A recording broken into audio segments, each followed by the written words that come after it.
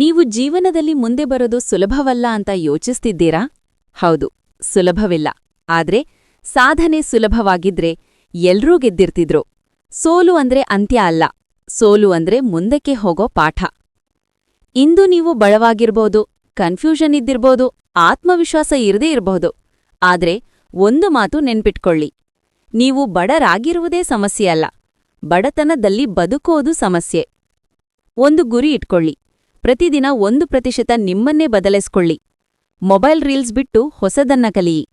ಜನ ನಗಲಿ, ನಿಂದಿಸಲಿ, ಮಾತಾಡ್ಲಿ. ಒಂದು ದಿನ ಅದೇ ಜನ ನಿಮ್ಮ ಯಶಸ್ಸನ್ನು ನೋಡಿ ಮಾತು ಕಳೆದುಕೊಳ್ತಾರೆ.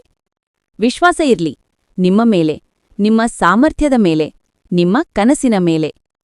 ಇಂದಿನ ಪ್ರಯತ್ನವೇ ನಾಳೆಯ ಭಾಗ್ಯ. ಎದ್ದು ನಿಲ್ಲಿ, ಜೀವನ ನಿಮ್ಮನ್ನು ಕಾಯ್ತಾ ಇಲ್ಲ, ಕನಸು ನಿಮ್ಮನ್ನ ಕರಿತಾ ಇದೆ. ನೀವು ಗೆದ್ದೇ ಗೆಲ್ಲುತ್ತೀರಿ. ಈ ವಿಡಿಯೋ ಇಷ್ಟವಾಗಿದ್ರೆ ಲೈಕ್ ಅಂಡ್ ಸಬ್ಸ್ಕ್ರೈಬ್ ಮಾಡ್ಕೊಳ್ಳಿ. ಧನ್ಯವಾದಗಳು.